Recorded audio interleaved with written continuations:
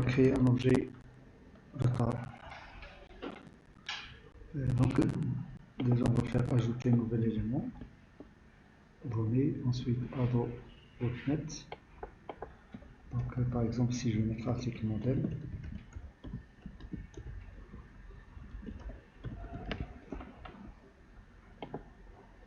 ensuite je choisis database first, je choisis ici la connexion. Et ici je vais mettre commerce contexte.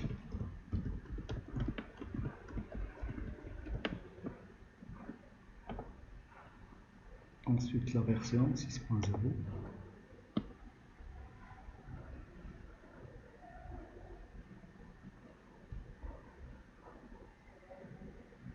Ici on va mettre au pluriel.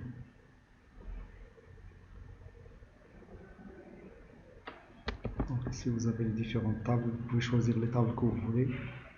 Donc, par exemple, moi je vais choisir article et catégorie.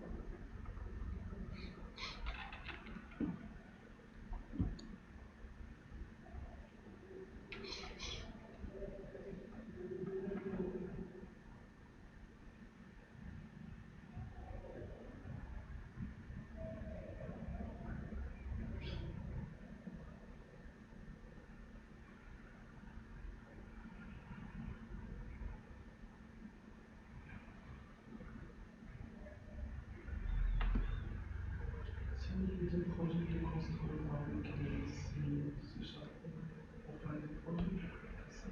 Quoi? Quelle facilité il y a un projet avec ce chapeau? J'ai pas compris la question. Parce que des éléments intuitifs de chaque projet. La plateforme .NET, la plateforme .NET et la plateforme G2E, ce sont les deux plateformes les plus évoluées. Les grandes applications ils sont créées avec soit .NET, soit G2E. Par exemple, Meditel et Maroc Telecom, c'est avec G2E et .NET qui développent leur application. Et par exemple, les impôts, les banques, etc. Les applications critiques qui nécessitent beaucoup de sécurité, c'est soit .NET, soit G2E. Pas PHP dans ce cas-là. PHP et Python, c'est uniquement dans les petites applications qui ne nécessitent pas beaucoup de sécurité, comme les applications e-commerce, etc.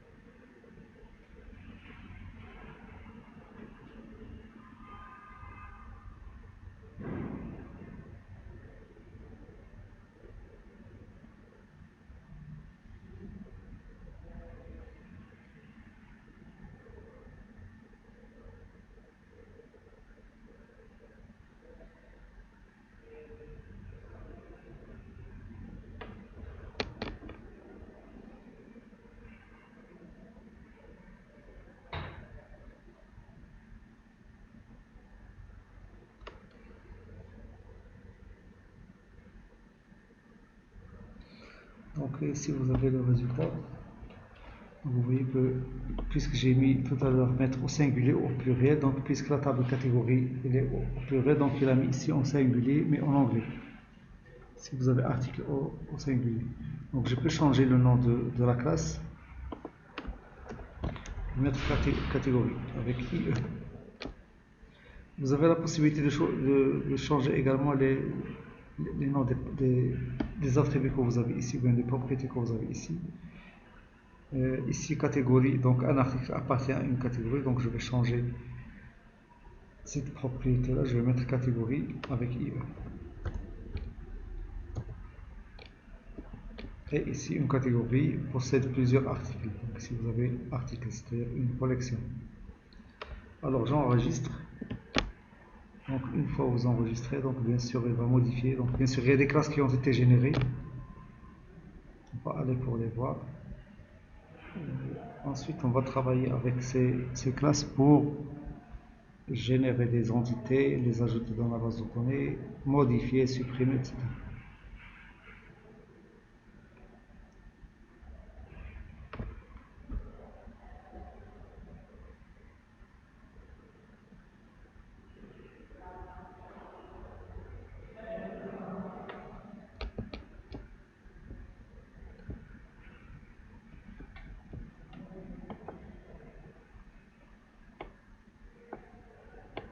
Donc, vous voyez les articles, les classes sont là. Donc, vous avez la classe article et vous avez la classe catégorie. Donc, je vais aller dans catégorie. Donc, la classe catégorie, elle est là. Donc, vous avez la classe catégorie. Vous avez le constructeur sans paramètres. Vous avez l'IT, le nom. Et ici, vous avez la propriété de navigation. Articles. C'est une e-collection d'articles.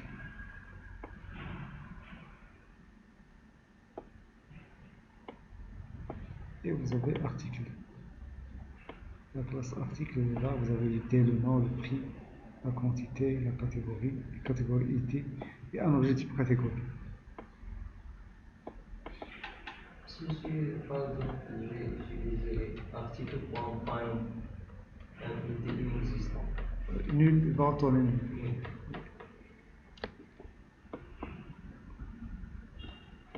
Alors maintenant, donc, on va utiliser tout ça. Donc, qu'est-ce qu'on va faire? Donc, on veut par exemple ajouter une catégorie. Je vais d'abord aller voir la base de données, qu'est-ce qu'elle contient.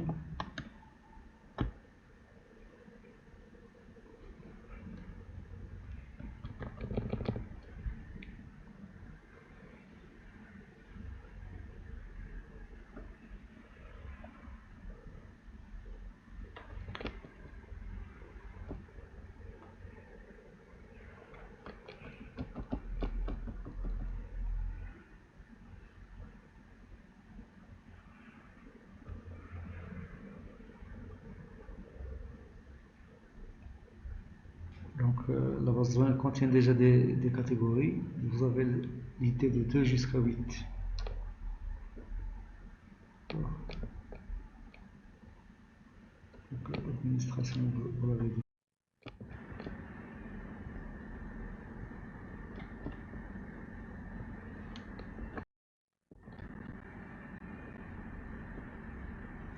Donc, vous êtes jusqu'à 6. Ensuite, les articles. Je vais afficher pour voir ce qu'ils contiennent. Donc, vous avez jusqu'à 10. Alors, je vais créer un objet de type commerce contexte. Donc, commerce contexte, c'est le contexte des entités. C'est lui qui va gérer toutes les entités. Égal new. Alors, ensuite, je veux créer un objet de type catégorie. Donc, je mets catégorie. Catégorie. Catégorie 1. Égal new. Catégorie.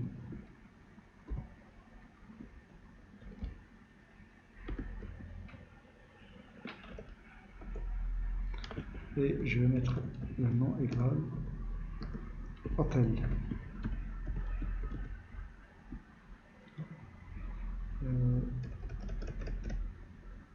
Électroménager.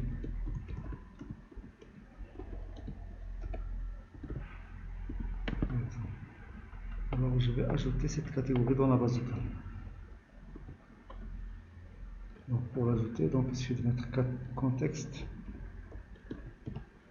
point catégorise d'abord catégorise point add entre parenthèses. Je vais d'abord l'ajouter dans la collection catégorise, catégorie 1.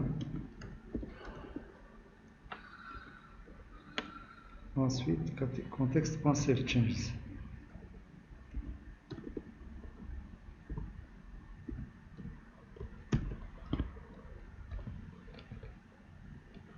Alors, j'exécute.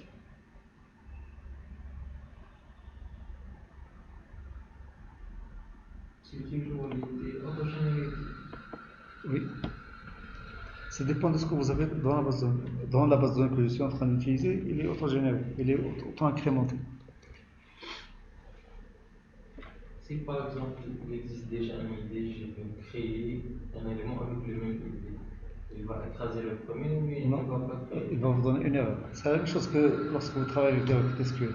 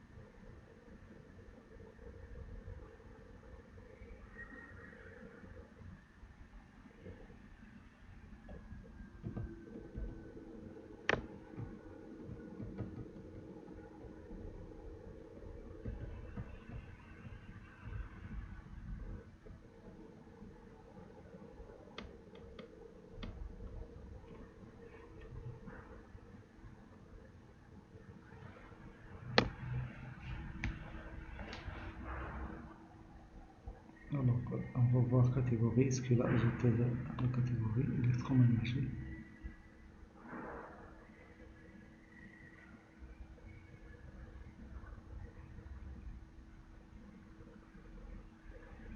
Voilà. Vous avez électroménager, donc il a ajouté. Je vais continuer, donc je vais mettre en commentaire ceci.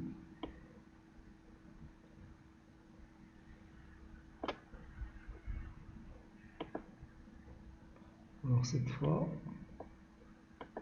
je vais récupérer une catégorie qui existe déjà.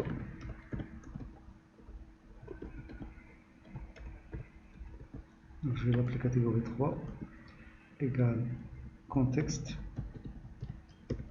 catégorise find entre parenthèses 3. Je vais vérifier ce qu'il y a dans la catégorie 3, donc il y a administration.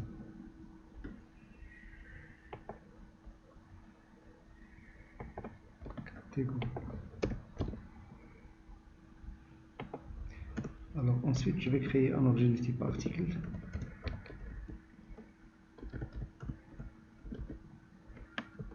New article.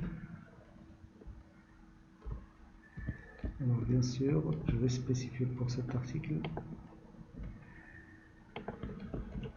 le nom.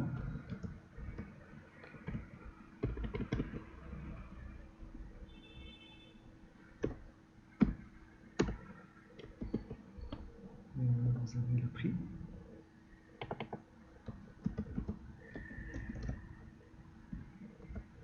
La quantité. 3.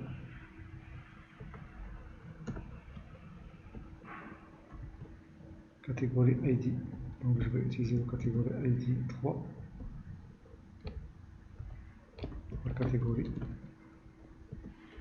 car la catégorie 3 que j'ai récupérée, c'est celle qui a l'IT 3.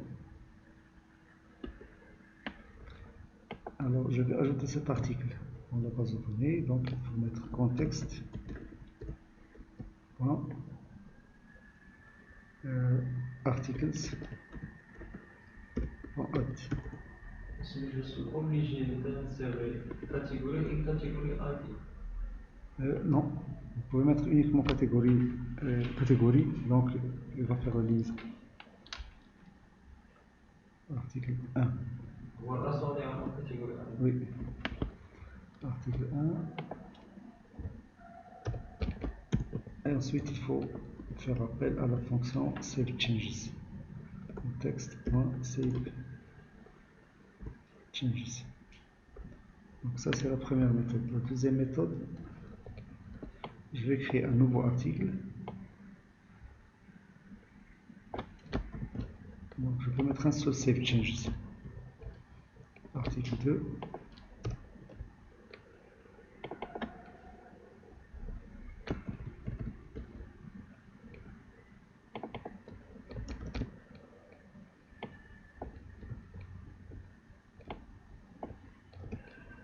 Ici, je vais mettre égal new. Une nouvelle catégorie qui n'existe pas. Et je vais spécifier le nom de cette catégorie.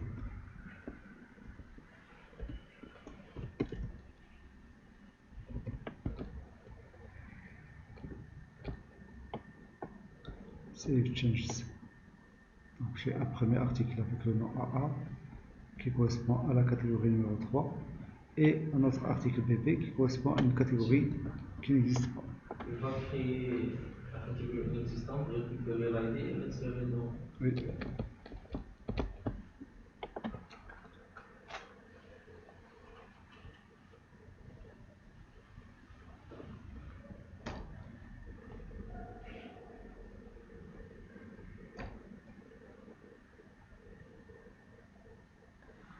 Alors on va voir qu'est-ce qu'il a fait. Vous voyez, vous avez AA. La catégorie, ce qu'il a ajouté.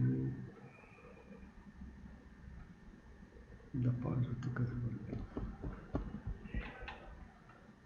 Il n'a pas ajouté le PP.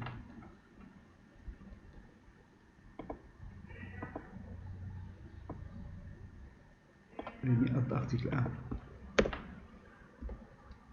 Article 2.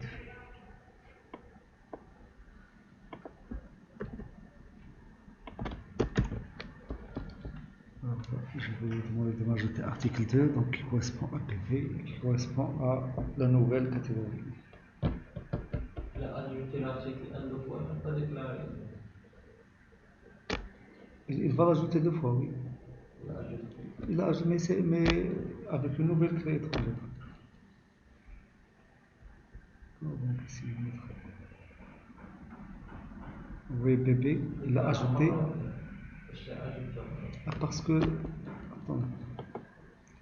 Et tu as là, ID fixe. Non, j'ai pas mis ID fixe. Alors d'abord, on va voir. Vous avez le PP ici. Il l'a ajouté avec la catégorie ID 10. On va voir le catégorie ID 10. Il correspond. Donc il correspond à la nouvelle catégorie qu'il a créée. Ça veut dire que vous avez la possibilité d'ajouter un article avec une catégorie qui n'existe pas, que vous créez en même temps. Donc SQL, donc ça prend beaucoup de temps. Voilà, donc ici vous avez la catégorie 3.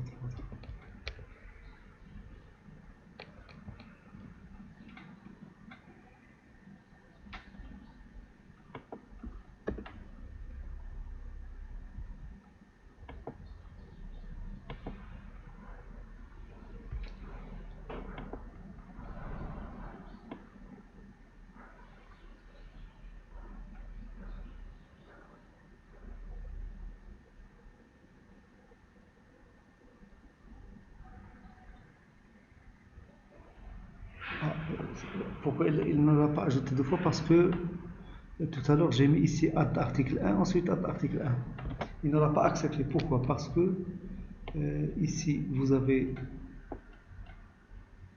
cette collection-là, c'est un DB7, il n'accepte pas les doublons. Donc il l'a trouvé, donc il ne l'a pas ajouté. Et par contre, si j'ai gardé cette ligne-là, il va l'ajouter parce que je l'ai ajouté tout à l'heure. Donc il va l'ajouter, mais cette fois avec... Là, مثلا يكون article 1 article 2 وكان بيناتهم مثلا كان article 1 وكان article 2 avec les mêmes attributs A, demi, fois مش غادي يزيدو شنو Il ne va pas l'ajouter parce que c'est le même objet. ولا بدلت مثلا غير واحد العدد فيهم يقدر اجوتي لا لا. Il va l'ajouter. Pourquoi? Parce que lorsque vous mettez égal new, vous êtes en train de créer un nouvel objet. Alors moi, qu'est-ce que j'ai fait tout à l'heure? J'ai mis contexte.article add article 1, contexte.article add article 1. C'est le même objet, la même référence dans la mémoire. Alors donc on a vu comment faire pour ajouter. Donc éventuellement vous avez la possibilité d'ajouter un article avec une catégorie qui existe déjà, un article avec une catégorie qui n'existe pas, qui va créer en même temps. On va voir maintenant une troisième façon pour ajouter un objet article. Je vais l'ajouter dans la catégorie. dans la liste des articles. Par exemple, je vais récupérer une catégorie, la catégorie qui a pour catégorie 3, je vais l'ajouter dans la catégorie 3. Donc, je vais mettre contexte, catégorie 3, catégorie 3, point, articles, point, add, entre parenthèses, new, article. Et je vais spécifier quelles sont les propriétés de cet article que je veux ajouter dans la catégorie 3. Le nom, le prix,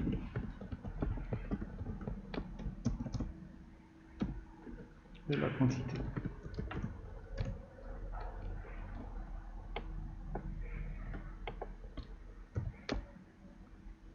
Et context.saveChanges. Donc c'est tout ce qu'il faut faire. J'exécute. Donc on va voir est-ce qu'il va ajouter l'article CC dans articles et est-ce qu'il va l'associer à catégorie 3, c'est-à-dire la catégorie qui est pour ID3.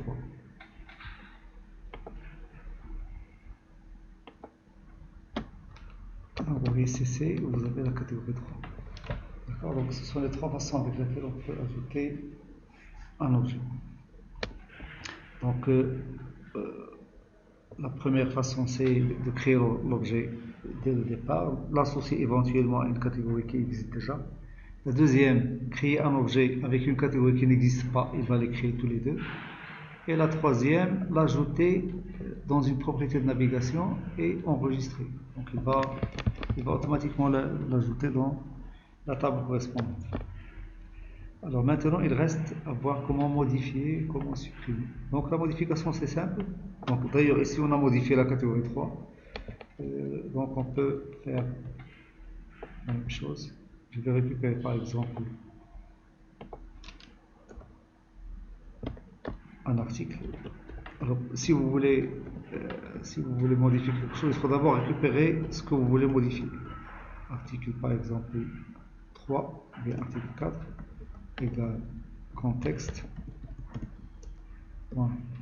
articles, find ou bien single 4, parenthèse 4. Alors ensuite, qu'est-ce que je vais faire? Je vais changer les différentes propriétés de l'article 4. Article 4, point non égale autre chose. Donc, par exemple, je vais mettre RRR.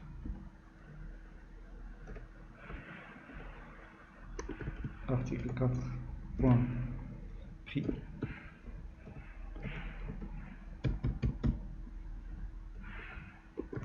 Article 4, point quantité égale 33. Article 4, point catégorie. Donc je vais voir article 4 déjà, est-ce qu'il existe? Il est là. Catégorie ID 2. Donc normalement il correspond à la catégorie 2. Donc moi je vais l'associer à la catégorie 3. Alors il suffit de mettre maintenant contexte save changes. Donc vous avez modifié ce que vous voulez modifier. Donc vous enregistrez. Donc article 4. L'article 4, donc il doit avoir ces propriétés-là.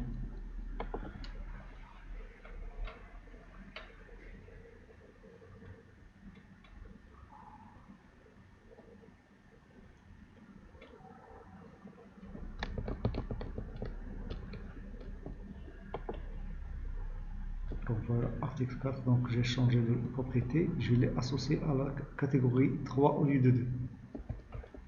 Maintenant on va supprimer. Donc je vais supprimer par exemple le 13, l'unité 13. Donc c'est simple pour supprimer. Je vais d'abord mettre ça en commentaire.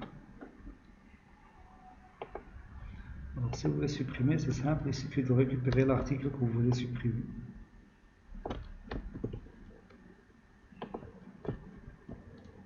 Donc, par exemple, article 10 égale find 10. C'est 13.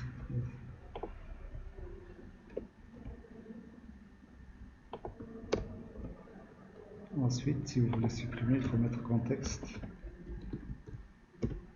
.articles .remove entre parenthèses article 13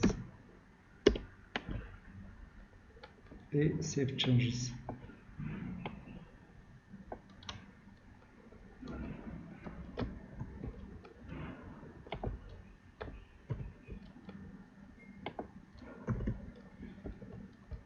Save changes pour enregistrer.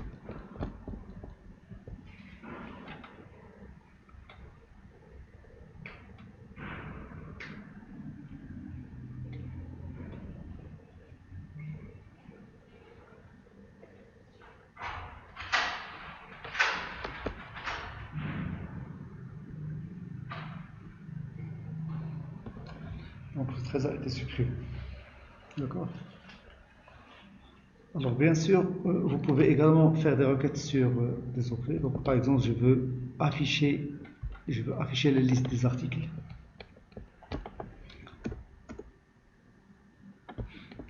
Je récupère la liste des articles.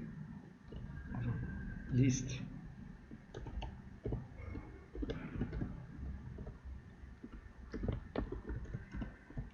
Articles égale contexte. Articles.toList. Donc j'ai dit tout à l'heure que context.articles c'est un DB7. DB7 et list ce sont deux collections qui implémentent toutes les deux l'interface énumérable. Donc je peux mettre toList. Ça va me permettre de récupérer, de transformer ce DB7 en liste d'articles. Alors maintenant vous pouvez parcourir cette liste. Article in articles.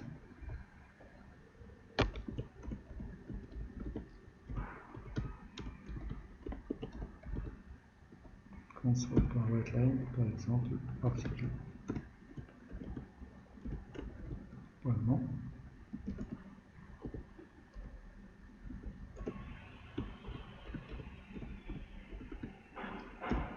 Prix.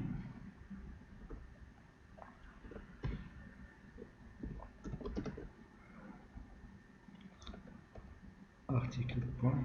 C'est pas article avec minuscule.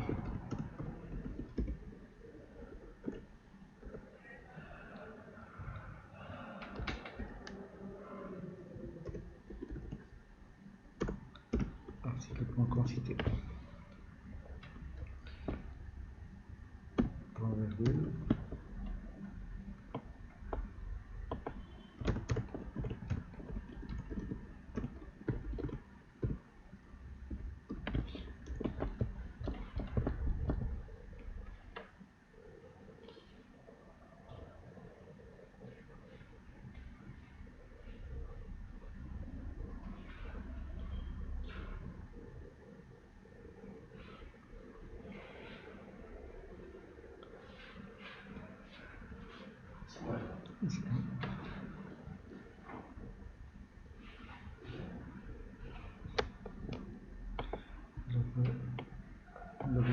supprimer ça.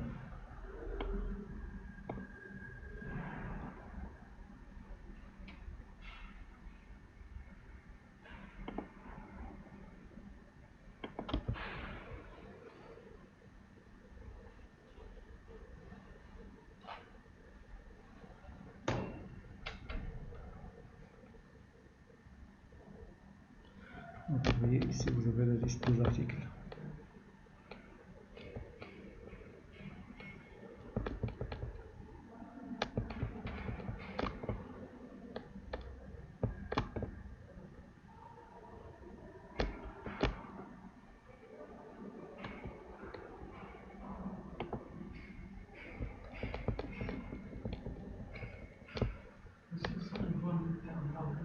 Quoi? Donc, bien sûr, il faut travailler avec une interface graphique. Donc ici, c'est juste pour vous montrer les fonctionnalités, comment ajouter, comment modifier, comment récupérer la liste, etc. Et bien sûr, il va falloir créer une interface graphique. Lorsque vous cliquez sur le bouton ajouter, il faut récupérer l'objet article, il faut l'ajouter dans la base de données, etc. Donc c'est ce que vous allez faire. Donc il faut créer une interface graphique dans laquelle vous avez... Donc avant d'arrêter, je vais vous montrer autre chose. Donc les requêtes qu'on a vues hier, donc par exemple vous allez mettre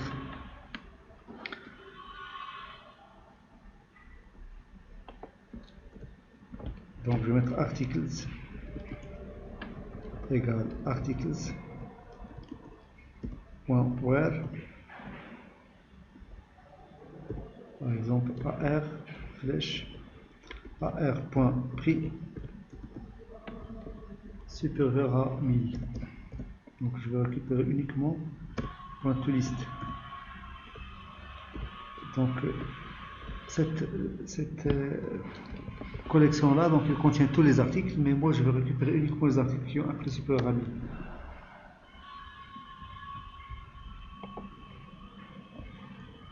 J'exécute, vous allez voir que la liste qu'on a vue tout à l'heure, elle sera réduite, ne va contenir que les articles qui dépassent 1000 dirhams.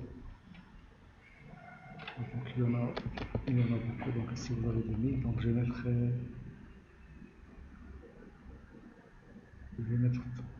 3000.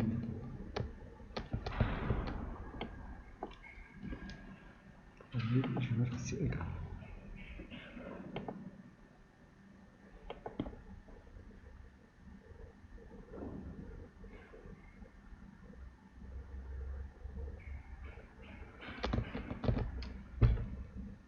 Vous avez uniquement 3 articles. Donc de cette façon-là, donc vous pouvez facilement créer faire le TP2 que je vous ai donné.